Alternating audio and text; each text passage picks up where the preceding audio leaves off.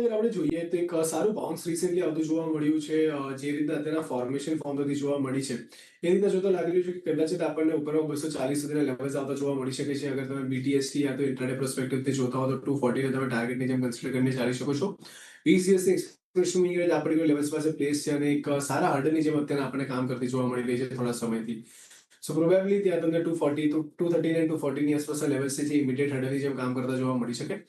પણ જો અગર અહીંયાથી આપણને મોમેન્ટમ ફરીથી શિફ્ટ થતું જોવા મળે અને પોઝિટિવ ડિરેક્શનમાં મૂવ કરવાનું સ્ટાર્ટ કરે છે 240 પછી પણ, તો કદાચ તમને 250 સુધીના લેવલ્સ પણ ઓપન થતા જોવા મળી શકે. તો તમે પાર્શિયલ પ્રોફિટ બુક કરી શકો છો 230 અને 240 ની આસપાસના લેવલ્સ પાસે.